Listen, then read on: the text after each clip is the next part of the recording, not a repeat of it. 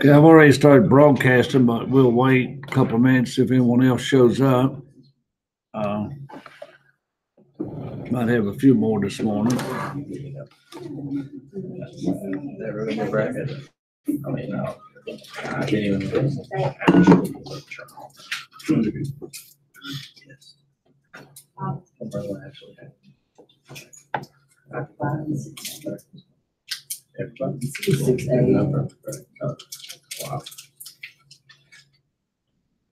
Ma, did you have a good break or did you work all the time? I work every day in my break, Worked every day. every single day. Well, you made a lot of money. I did. Good. I work. Now, Haley, where did you work? Oh, okay. But I just get to go out of town for like 3 days. Did what? I got to go out of town for like 3 days. Went to Tennessee. Whereabouts in Tennessee? Whereabouts? Oh, I was in like Pigeon Forge area. My brother had a basketball tournament there. Oh, okay. I've always liked Pigeon Forge. I've seen that place grow from nothing to busy, busy, busy. Yes.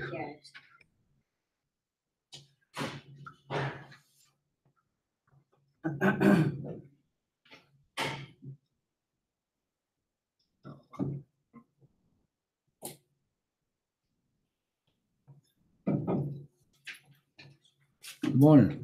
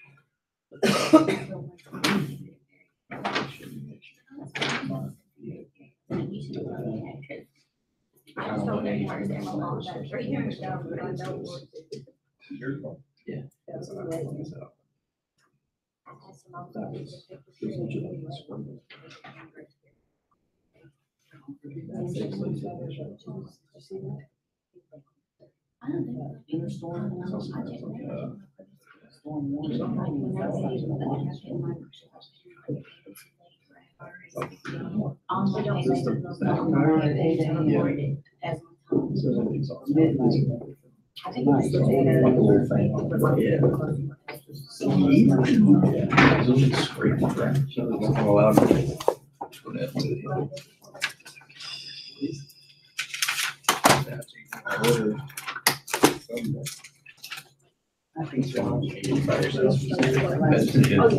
mean, my dad was there, but. It's just great. First story we ever had was. Usually I don't eat this. Boy, it out. Wait for it to figure out. But always a good girl. You want to.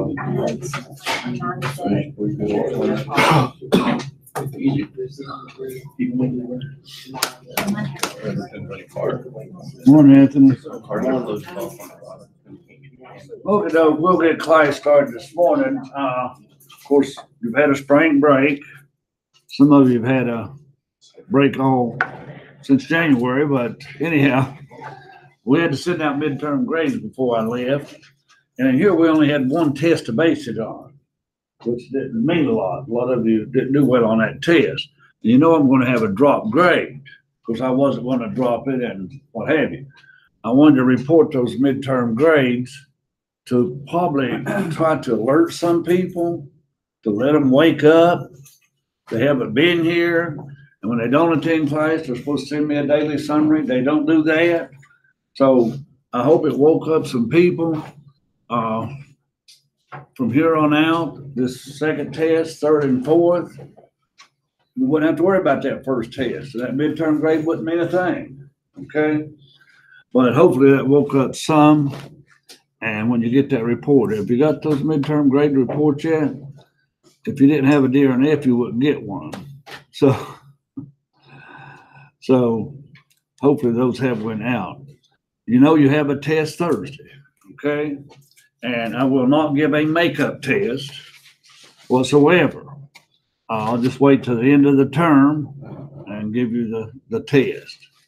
Add it on the day of your exam. So please be here Thursday. I'm giving the test one day and that's it. And I'll make you a makeup test that you'll take on the last day of class or at the exam. We get that big heavy snow, they're coming. Oh, you think we're gonna get I that? don't have a clue. I believe They're calling for it though. Well, if they get a big heavy snow, maybe we won't have class. yes. So that will take care of that. We would have that test when we came back Tuesday. And if we got that big snow and they didn't cancel class and only half of you can make it, then I would give a makeup test to the other half. Oh, Yeah, I will definitely consider the weather Thank you. Thank you. something that's not your fault. Now, the test, I told you what would be on it. There'll be 28 multiple choice. And on those 20 multiple choice, some of them will be, what's the total stockholder equity, for example? You gotta add some numbers to get the equity. If you have a stock split, what does it do? All right, what are the venture bonds? That's just a contract. When you sell a bond, what's the journal entry?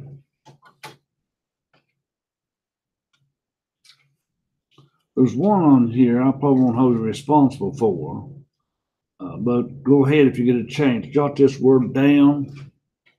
Look up sinking fund. Look up sinking fund. Just SINKING. Sinking fund cash. Look that up. Sinking fund cash. Yeah.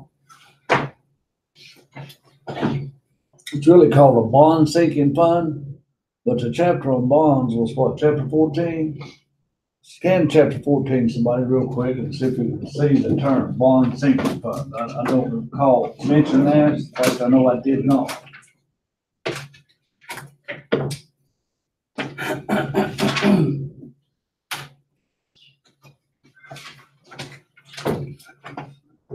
Could be there somewhere.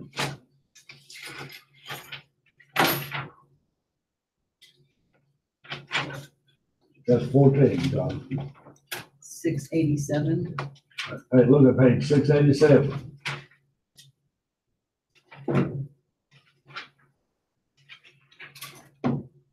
All right, Jonathan's there. Jonathan, read what it says about bond sinking fund, a definition.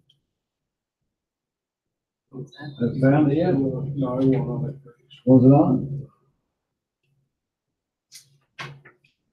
Callable bonds. Bonds. Hmm. Oh, wait a minute, down the very bottom of the page.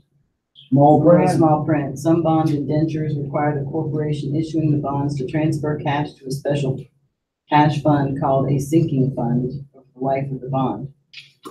Such funds help assure that investors that there will be adequate cash to pay the bonds at their maturity date. All right, let's say you got $10 million worth of bonds, and they're due in 10 years. Well, you can't come up with $10 million at the end of 10 years if you don't do some planning. So if you set up a bond sinking fund, you're doing planning. You're setting aside so much a year to retire those bonds. But now the question is, on the test, and I'll tell you the answer now, sinking fund cash will be classified on the balance sheet as what? What would that sinking fund cash be? Well, you know it's not an intangible asset. Intangible assets, goodwill, patents, and so on. You know it's not a fixed asset. Can't depreciate it. It's not land. So it has to be one of the two, a current asset or an investment. All right? Sure, any money is a current asset, but if you set up a bond sinking fund, you should invest it so it will draw interest also. So it's an investment. So now you've heard about it, you even know the answer. All right, now the problems, I think I went over them Thursday, almost 2 weeks ago. Just plain old journal entries. Problem 1, journal entries to issue bonds and to buy it, which calls treasury stock, and to sell some. So Cole, what is your plain old journal entry to issue stock? I think we lost one student. Who was treated? Oh, Lindsay? She lost it. What? I think she lost it. I think she was, but I don't know if she's gonna withdraw county because we'll have the baby real soon. I don't know if she's withdrawing. I think the baby's due in April. So, but, I hope she can go on live streaming. I was teaching night class in county, one term, and I had 3 sisters in there, and all 3 sisters got pregnant. Sometime during that year. But they had them in different weeks. They were married and so forth. But they missed one night class. They had their baby, got the baby home, and they were back to class the next week. One night class.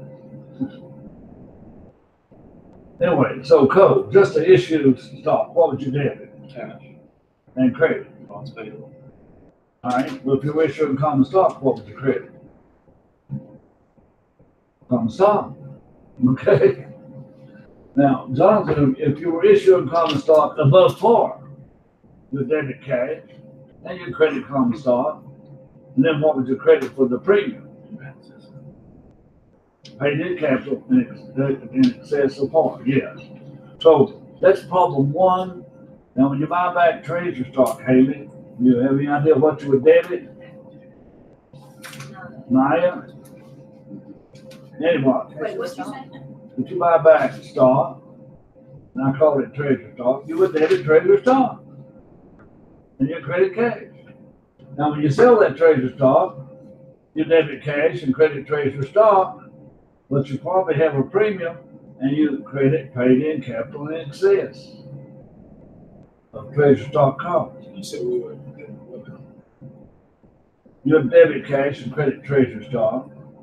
If you had a premium, you'll credit paid in capital. All right, problem 2.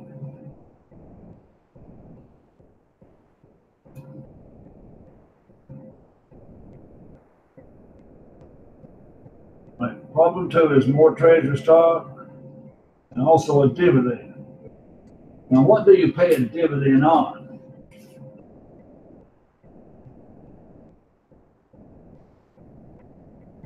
What do you pay a dividend on? Shares. So What share? the common stock Or preferred, yeah. Okay. But what if you had 100,000 shares of common stock authorized, 80,000 shares issued? What would you pay a dividend on? The 100 or the 80? The 80. And what if you bought back 5 of those 80 and you had treasury stock 5? So now you have 100,000 authorized, 80,000 issued, 75,000 outstanding. What do you pay a dividend on? The outstanding. And when you declare that dividend, you debit cash dividends and credit cash dividends paid. And when you pay it, you know you debit the payable credit cash. Problem 2.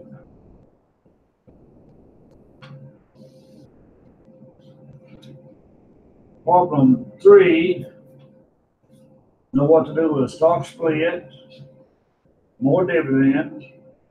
Now, problem 3 has a stock dividend. So please look up, know how to make an entry for a stock dividend. That was a instead of dividend. getting money, you're getting stock. Yeah.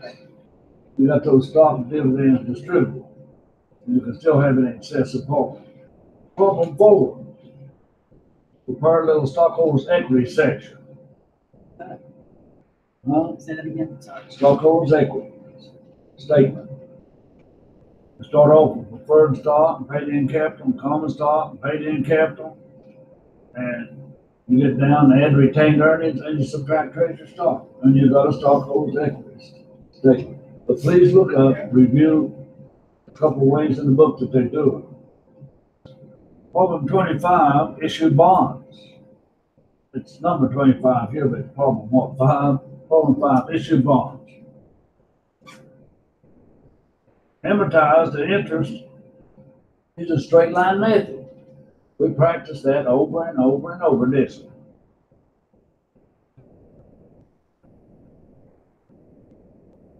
Now, last problem. Problem 6. We issue bonds. And you gotta find the interest by that amortization schedule. We went over one of those. I told you to have those columns written down in your page of notes. And you can have a whole page of notes, one side. You do the whole amortization chart on one page, write it down. No, you're gonna have a page of notes.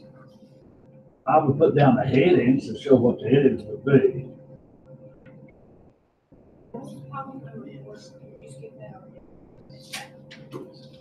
A stockholder's equity statement. So, okay, so are we gonna have a chart to refer to or not For what now? for the amortization? All right, turn to chapter 14, the appendix. What appendix was that in?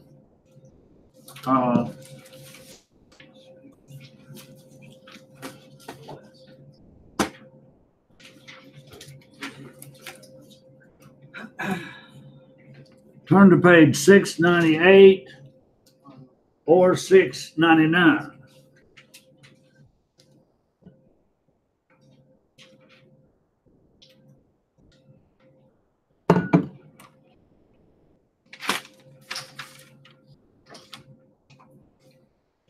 Some of these folks I haven't seen much this semester. Sign in there, guys. Pass it around. Basketball season over yet, ain't it? Yeah, they finished the week before spring break. Oh, okay. We went to, Who else played basketball? You and Kendrick? no, Kendrick played baseball. They play There is season now. Huh? There is season now. I figured they probably would But play. yeah, this would be Gregory, Dewberry, Matt, Loris. I knew about 3 or 4.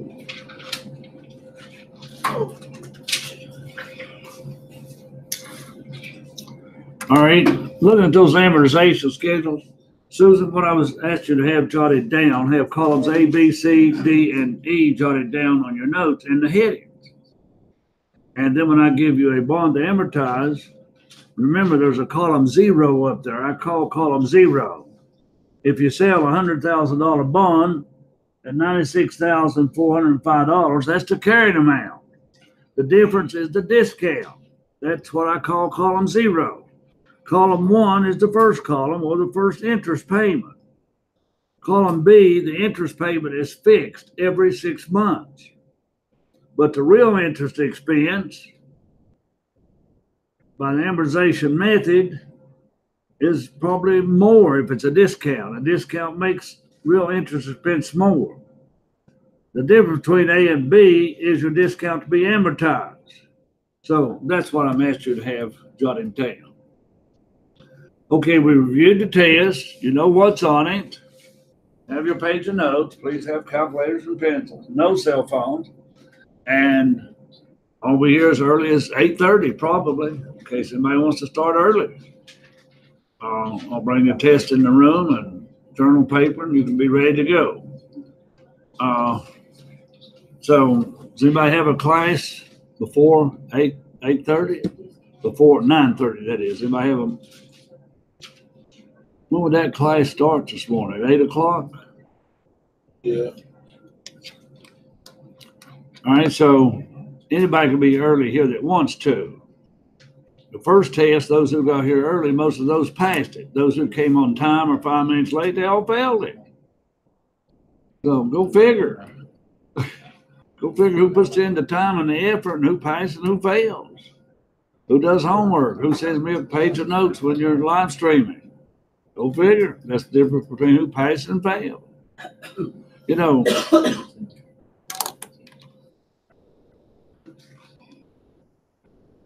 I think I told you all this in the fall semester, but maybe not you all that's here today, but some students take an oath at the beginning of college. I shall not, will not do homework. And there's others in this class taking another oath. I shall not do homework. I shall not attend class. And then they take another oath. I will not attend class. I will not live stream. I will not send in a page of notes. So their oath really is, I want an F. All right. So I hope they withdraw before they get an F. All right. We're going to start a new chapter this morning. We have to start chapter 15. We're already behind. We should have had 2 tests before mid-semester. And I'll see if I've got PowerPoint.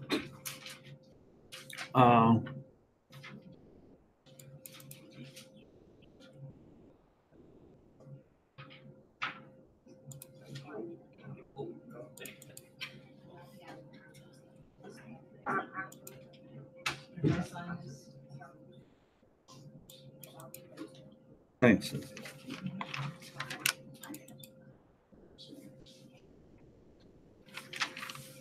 All right, what was chapter 13 about? Selling stocks. You're financing your corporation. What was chapter 14 about? You're selling bonds. You're financing your corporation. What was chapter 15 about? We've got extra money. We're going to invest it. We're going to invest it in other corporations. Now, you don't have to be a corporation to consider this chapter. You can be a partnership and invest in other companies. You can be a proprietorship and invest in other companies. Okay? So that's what we're doing, is investing in other companies. All right, these things will be answered as we go along.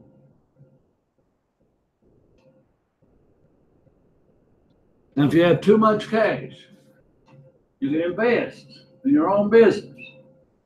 Invest, temporary investment, like treasury bonds or short-term bonds, or you can invest in long-term items of other companies.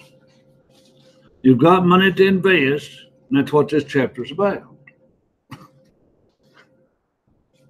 You can use cash to buy around equipment, or you can reinvest in the company. You can buy back treasury stock. You can use it to pay expenses, suppliers, interest, and you can use it to pay dividends. Or you can use it to invest.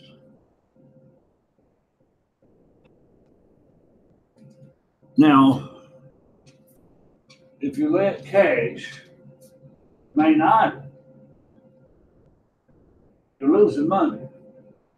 You bury your savings in the backyard, you lose money, don't you? Now, interest rates haven't been too good at banks. But in the long run, stock market, you could double your investment. In the long run, not short term. It may go down. You may invest today and go down tomorrow, you lost money. But leave it in there for long term.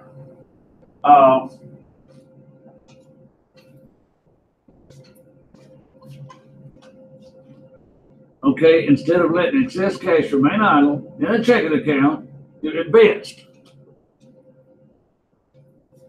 Now, how do you all save? If you were saving money, Jonathan, where do you keep it?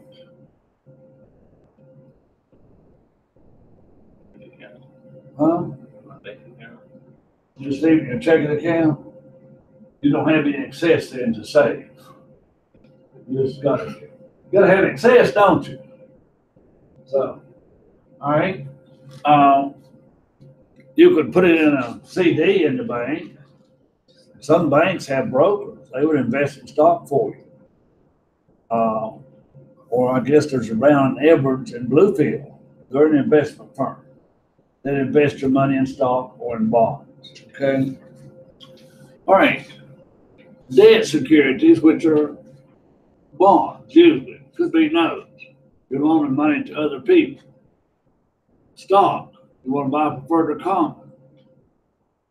So these are termed investments or temporary investments.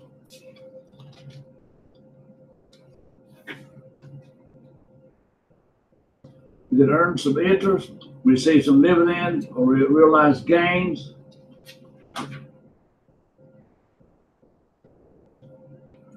You can put down cash or cash equivalents on the balance sheet.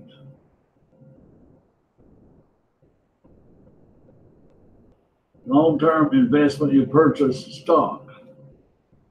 You might purchase a significant portion of stock in another company.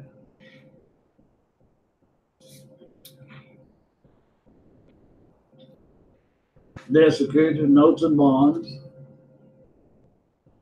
Most companies invest excess cash in bonds as investments to earn interest. All right, so here's the three things we've got to know about bonds. What entry to make when we purchase them, what entry to make when we sell them, and what entry to make when they give us money for interest. Just reverse of chapter 14. Now, when we sold bonds, we debit cash and we credit what? Bonds payable. But now here we're going to buy bonds. Obviously, we're going to credit cash and debit what? Investment. Not bonds payable, not complete reverse. Debit and investment account. Investment what? Just debit investment. I'll show you that in a minute.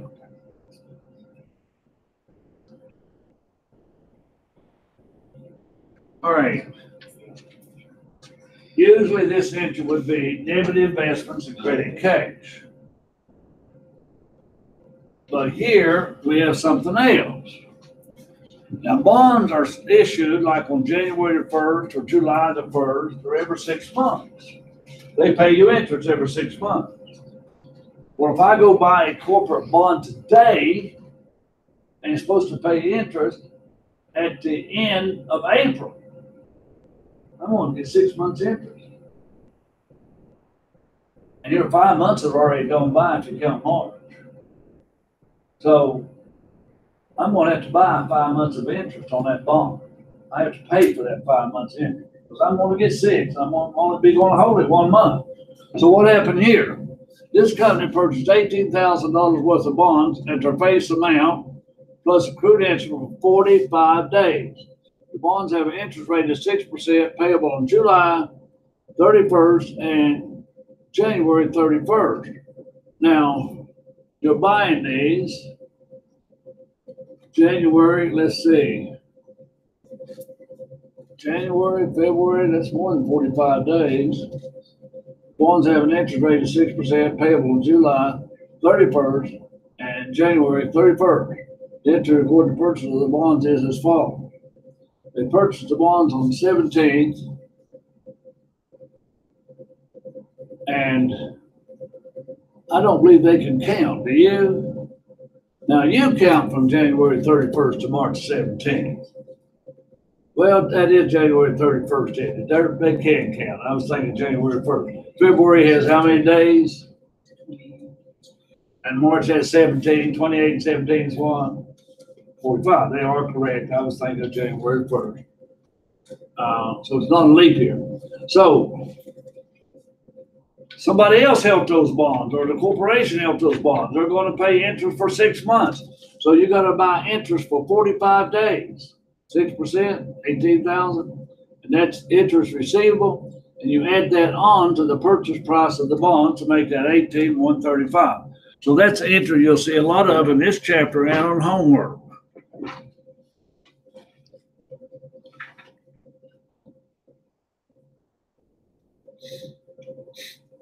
Now, they're going to receive interest, 6% or 3% of 18,000.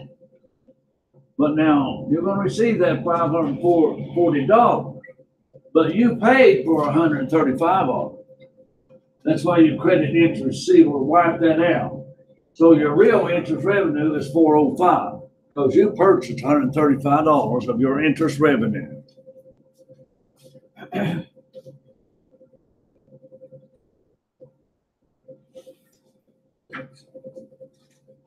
Now, if you add an adjusted entry, Why is it times 1.5? I guess because it's just a half a year.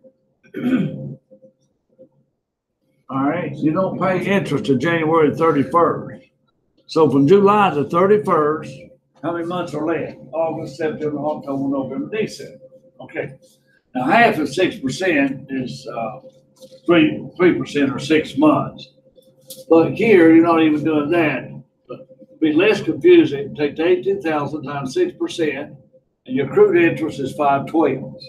August, September, October, November, December. So you will have to make adjusted interest for accrued interest.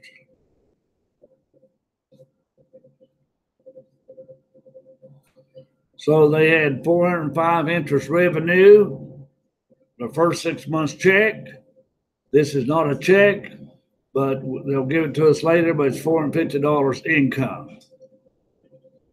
And when you do get this check, you get to 540. 450 was interest revenue for last year. But $90 is interest revenue for this year, 1 month. Timelines, you can figure that out if you want to. So on July 31st, you got a check. January 31st, you get a check. The purchase bond this day, that's why you had to buy interest. So that might confuse you, but it's the same thing that we just went over.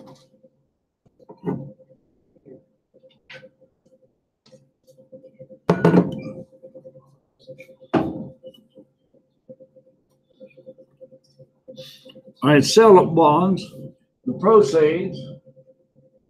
We know we got a loss or a gain. Now we're going to sell these bonds. Take 18,000, multiply it by decimal 98. Take 18,000, multiply it by decimal 98. You know what that 98 means by now?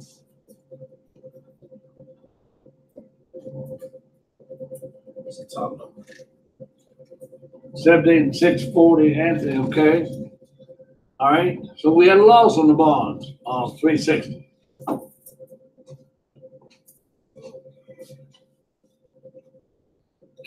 And that would be your journal entry.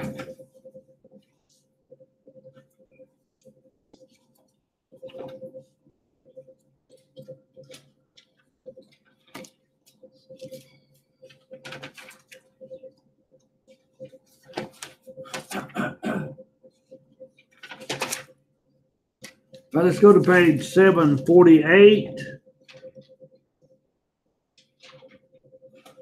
What I have shown you is exercise 1. So take your workbooks if you have a workbook.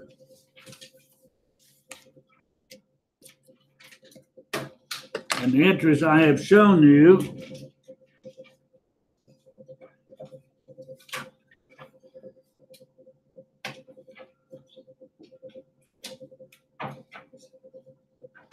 now you bought them on May the 1st. They were issued on May the 1st. So I want you to go back. This will be your first entry, but you will not have interest receivable. All right, I'm going to show you these as we go along. Make that entry. You learn by doing problem exercise 15-1, page 748. See, Clayton, you have an ebook. All right. Make the entry for A in your workbook. The initial investment.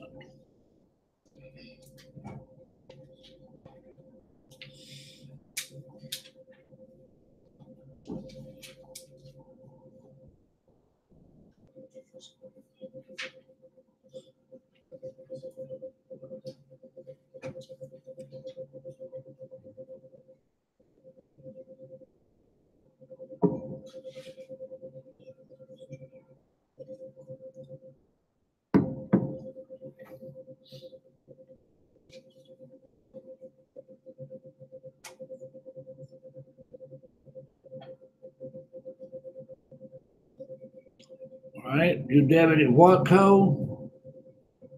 Investment bonds. And your credit what? Cash. All right, your debit investment bond, your credit cash. That's easy enough. Now the second entry, Wait a minute.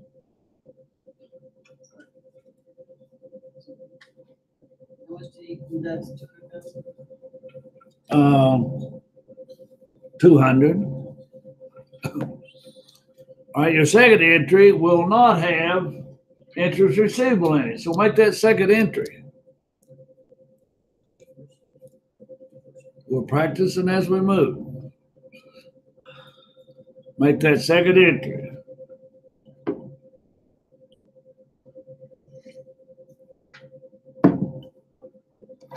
We're supposed to do something. Do what now, Susan?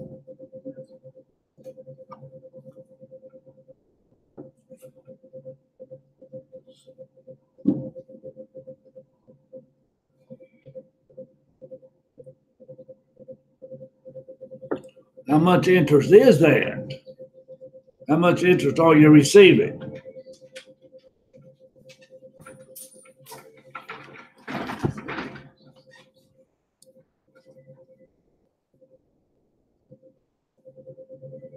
How much interest are you receiving, folks? Monique, have you got that calculated? How much interest? Well, what's 3% of 200,000? Or 6% of 200,000 times 1/2. How much? All right, so here's the entry you should have. 6,000. That's interest receivable. There's no interest receivable. I marked that out. Why? Huh? So it's just cash? That's all. Your debit, cash, and credit interest revenue. There was no interest receivable because the bonds were not sold between dates. I'm walking you through these journal entries on this problem. Now we're going to sell the bonds on November the 1st. Now, when we sold bonds,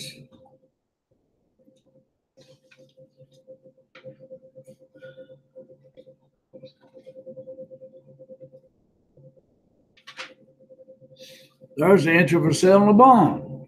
So do entry C, the sale of the bonds. How many did we sell? Read up there. We sold how many? How much? 70,000. All right, but we sold them for what? Well, multiplied by decimal 97. And now you've got your three numbers, hopefully, to make this entry. For 97. Multiply 70,000 times decimal 97.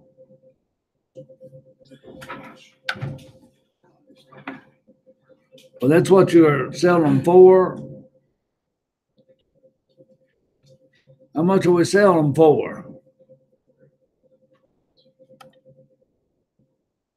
What is 70,000 times decimal 97? How much, Anthony? 67? Even? Yes.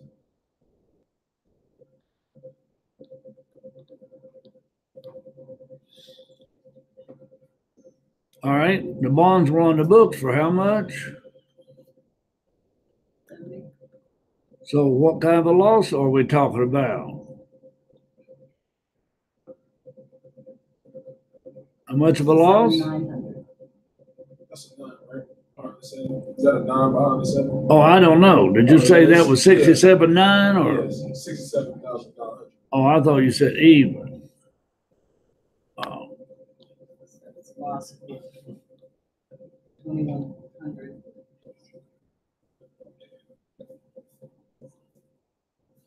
all right, there's your journal entry.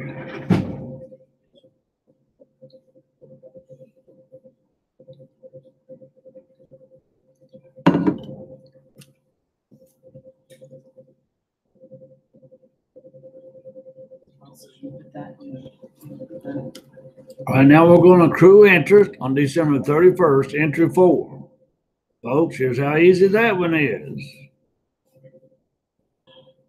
Right there. Accrue interest of $1,300 on December 31. They didn't ask you to calculate it. Well, I want you to calculate it, Susan. Very good. I want you to calculate it. How much bonds did we have left? We had 200. We sold how many? How much does that leave us? 130,000. All right. How much interest are we paying semi-annual? Well, let's just do it for a year. What's 6% for the year? What's 6% of 130,000? That's one whole year interest.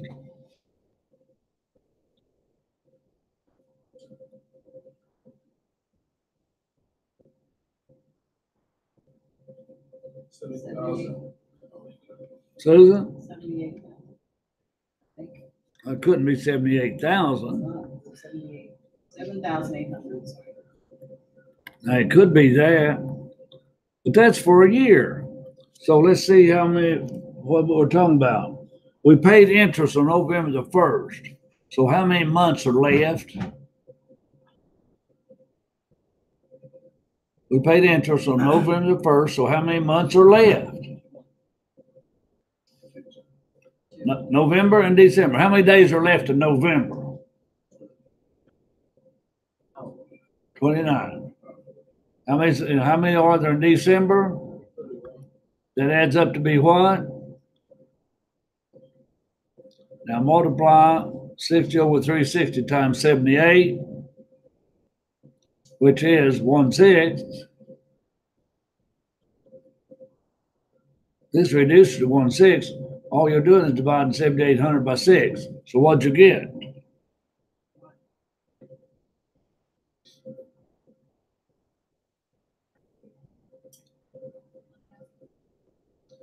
You got what the book gave you.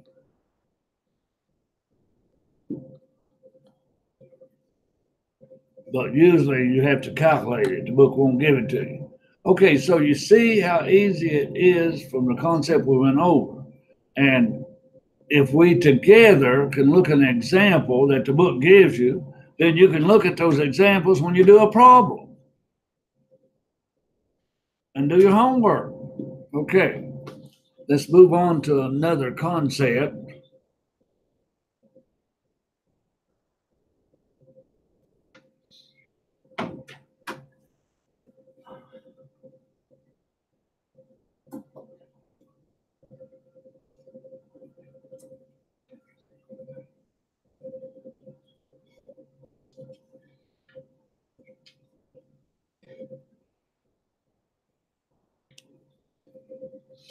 So here was an example exercise we also could have worked. And here are your entries that we did, but we didn't have an interest receivable. We didn't have an interest receivable here.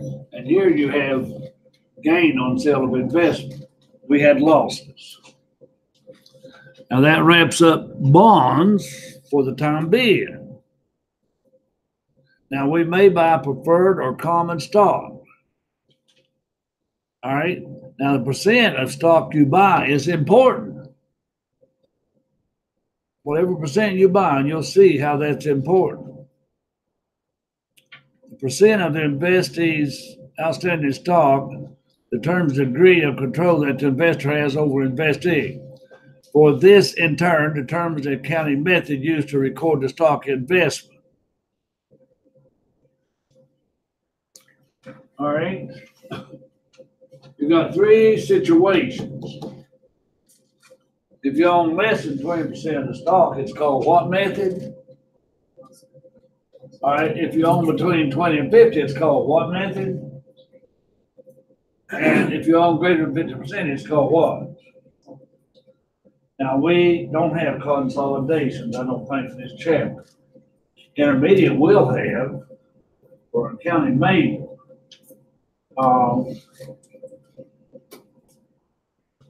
Now, consolidation is, it's just like a company owns 50% of another company. Well, General Motors, they probably own maybe Delco or other, parts suppliers of General Motors. it's possible they own some interest in DuPont painting, they have to paint cars. Now, between 20 and 50, that's an influence. You don't have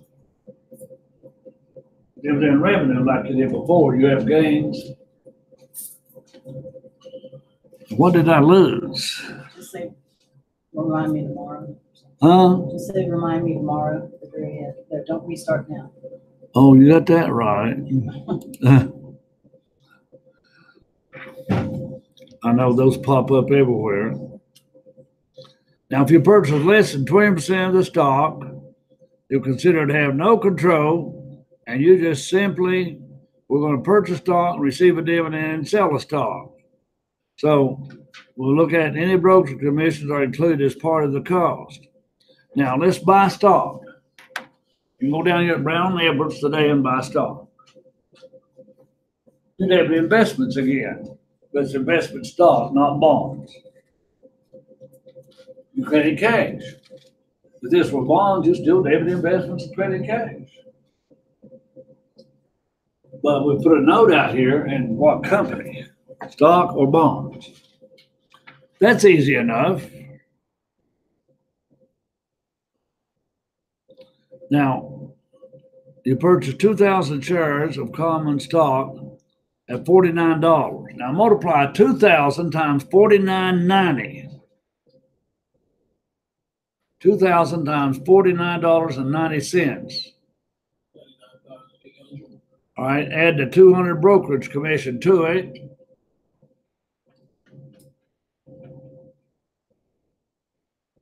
That gives you the 100. So what I'm trying to show you here is to add brokerage commission to the sale of your stock.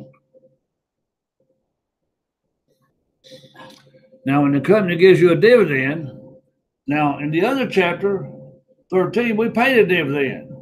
We debit dividend, cash dividends and credit dividends payable. Then we debited dividends payable, credit cash. Here we debit cash and credit what? Dividend revenue. We got 40 cents a share. Well, how many shares did we buy? Multiply 40 cents times 2,000.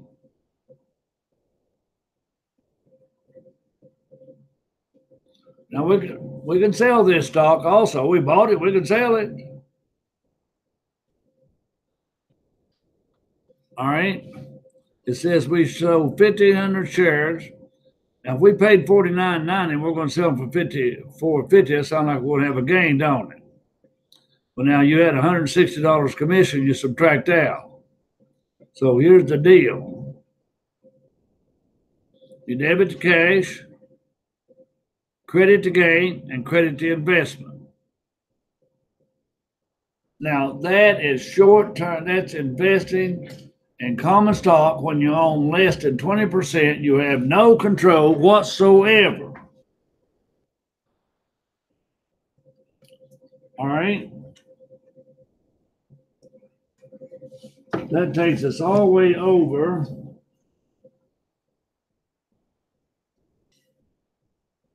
to exercise 7 in your book, page 749. All right. Let's start over again and let's do these 3 entries. These problems match it perfectly with what I want you to do. All right. Go to your exercise in your workbook. You people at home, if there's anybody at home, nobody has texted me that they are videoing this morning, I don't think. If anybody's out there videoing, please text me. Lindsay usually did, and I think Ty. So nobody is live this morning with us. So when you watch this video, please practice this exercise. Okay, jot down entry 1.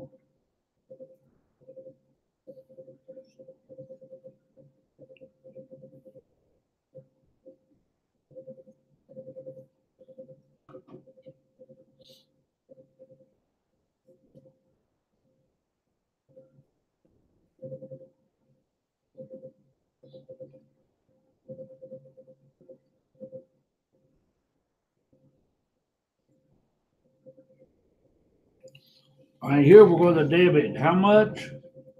How much we're gonna debit here? For 5,000 shares. What is 5,000 times $25? How much? And then what are you gonna do with that commission? What are you gonna do with that commission, Jonathan?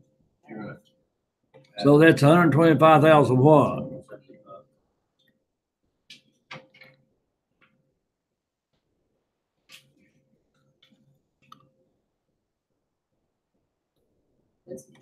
All right, any questions?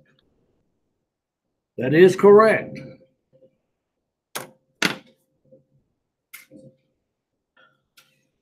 All right, the next entry is pretty easy. Do that one.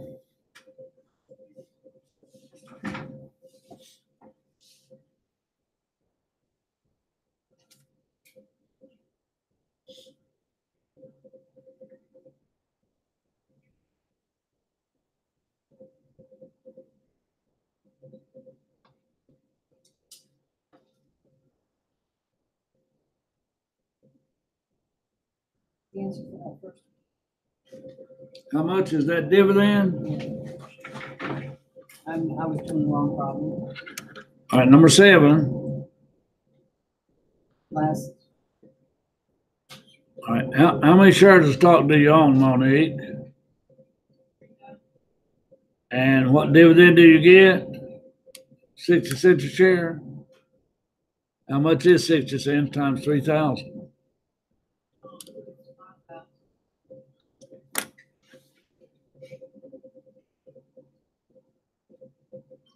All right, what is 60% times 5,000? How much? Oh, well, that's what you were giving. I thought you were answering something else.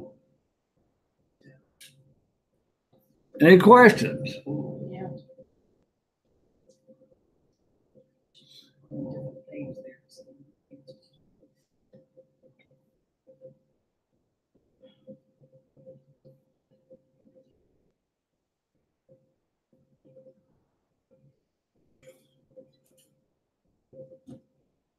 So what are you doing? You're crediting, you're debiting cash? No? Right, credit dividend revenue. All right, now let's sell this stock. Now we're gonna have a loss. We're not gonna have a gain. So figure up your loss. How much of it are you selling? We're selling 2,000 shares.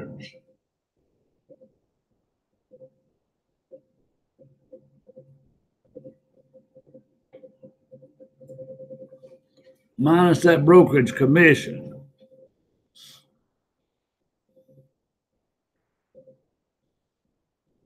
You're selling 2,000 shares times $22 a share. That's the cash you're going to give.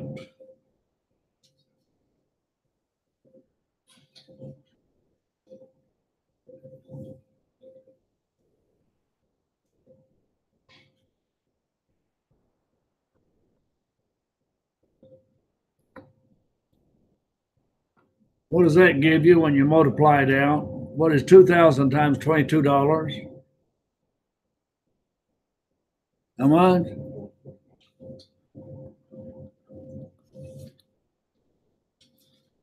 All right, now, how many shares of stock did we initially buy? 5,000. And what did we initially pay for that 5,000? What did we pay for that? $25. Plus brokerage commission. So that's 100 and how much?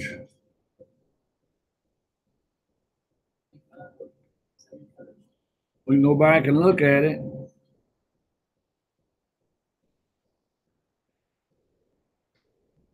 $125,075.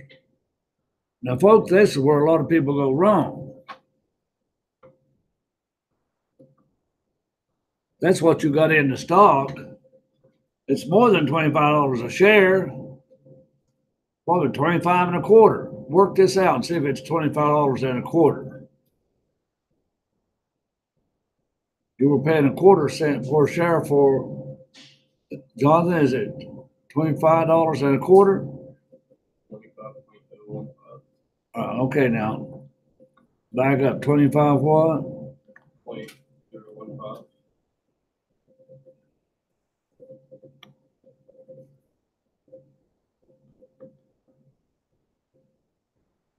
$25, 1.5 cents per share. All right, now that's what you have in it. So that's what you got to credit the stock for. So take 25.015, do not round, and multiply that by the 2,000 shares you're selling.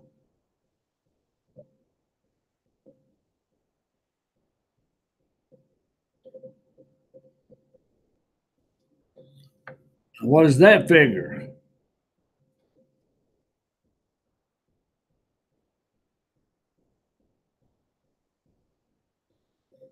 What's 25.015 times 2,000? How much is that?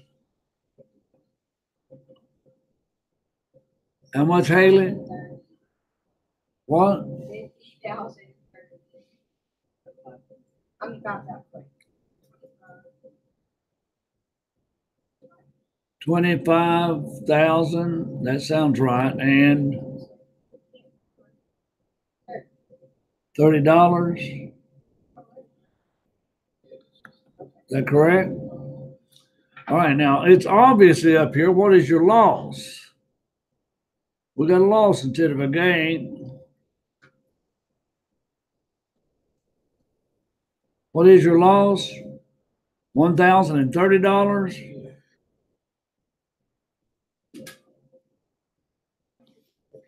All right, now we have walked through investing in stock, receiving a dividend, and selling the stock.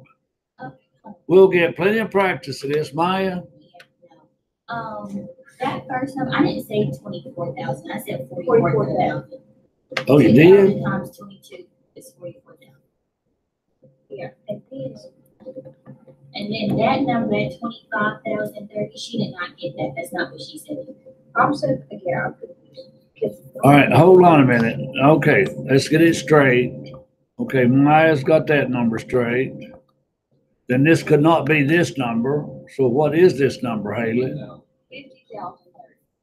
Because 25.015 times 2,000. All right, now what is the loss?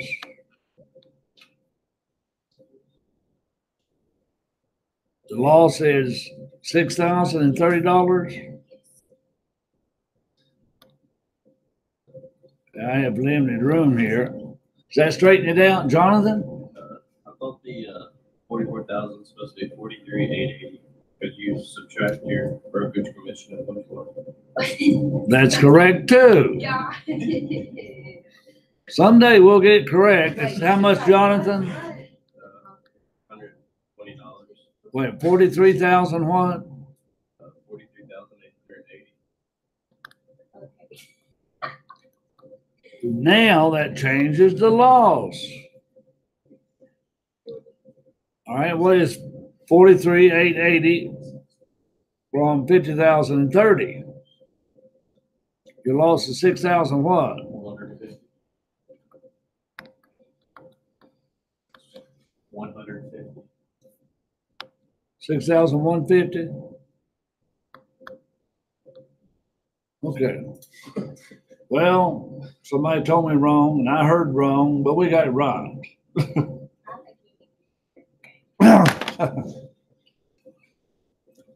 We've got spring break blues, don't we?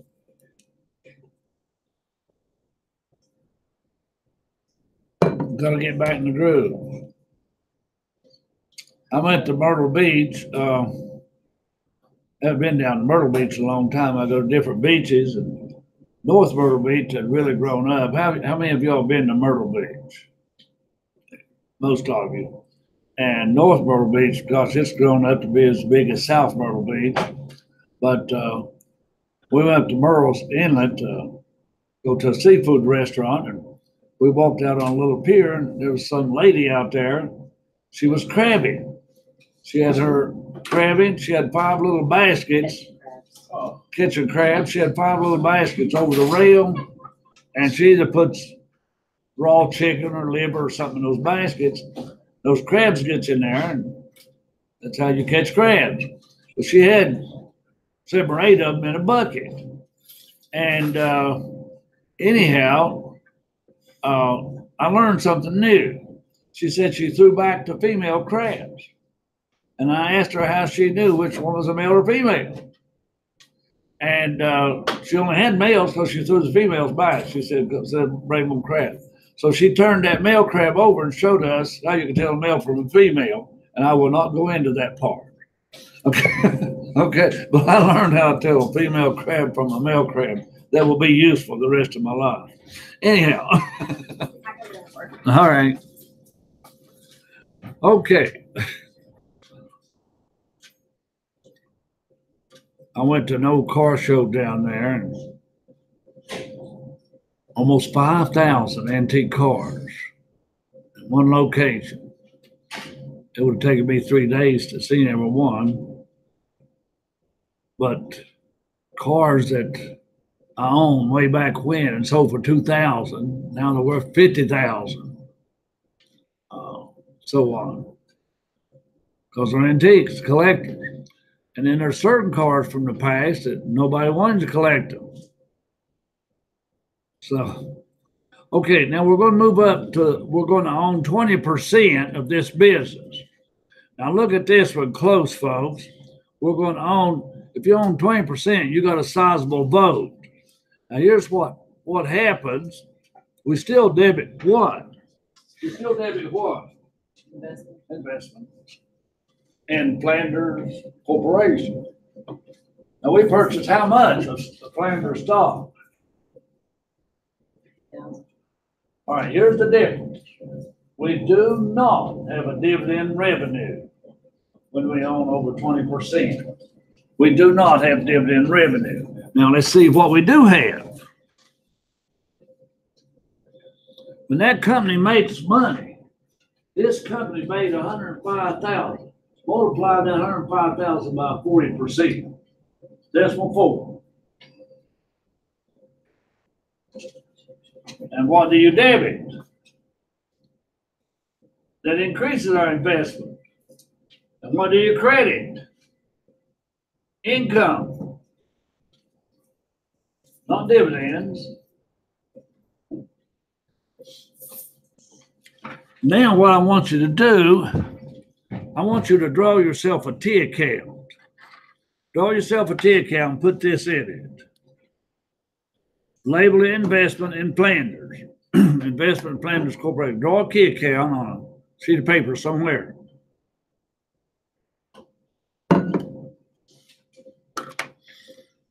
All right, now when that company made money, debit that T account with $42,000.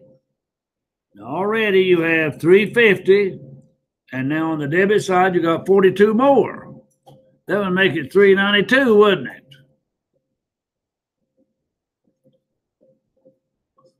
I don't know what it is about accounting class, but everybody wants to take a bathroom break. So anyhow, do you have that in there? Do you have 192? All right, did you draw a T account? Susan? A T. Yeah, I know that part. Now on the left side, we put how much? Oh, you're doing just the money. 350, right? And now we're putting 42. That's all I want. And I want you to have that headed investment. Okay. Now, we're getting a dividend. This company is declaring a dividend. Under the cost method, we debit cash and credit dividend revenue. Here we debit cash and we credit what? We get 40% of that dividend. We get $18,000. Now, in your T account, what do I want you to put on the right side of your T account? I want you to put 18,000 on the right side of your T account. Now, take the difference in your debits and credits on that T account. 392 minus 18 leaves us how much? 392 minus 18 leaves how much?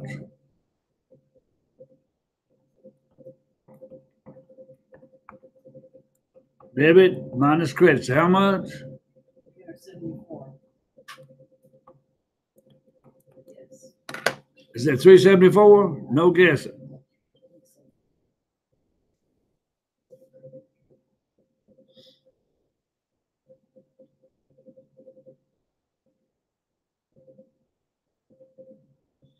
And Susan, you see that figure you just told me, three what? I need it now, don't I? I need that 374 when I sell that stock, because that's my investment in that stock. Now I sold that stock for 400. I had 374 in it. You had to know the 374. So we had a gain, didn't we, on that stock of 26,000. Now that's 3 points I want you to learn this chapter. Buying bonds, buying stock, cost method, buying stock, equity method. Now, after the test Thursday, we'll review the test real quick next Tuesday. We'll get into this chapter hot and heavy. So I'm going to go ahead and give you assignments on this chapter that will be due a week from today. I want you to practice again exercise 2 and 3. What I mean by again, I want you to practice bonds again. And I want you to practice exercise 8 and 9.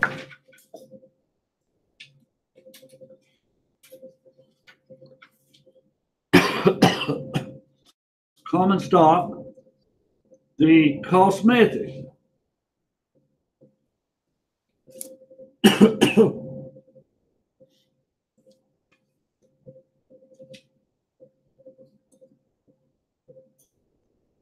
Then I want you to practice 11 and 12.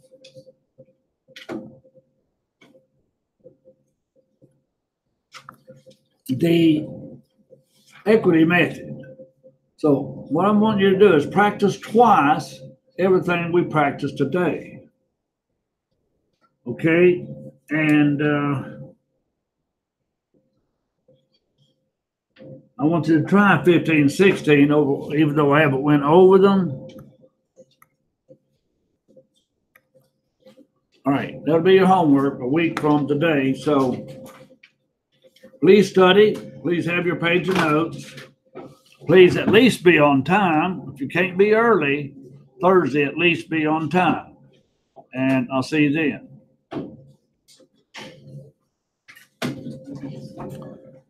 And for you folks out there that when you see this recording, I need a one-page summary.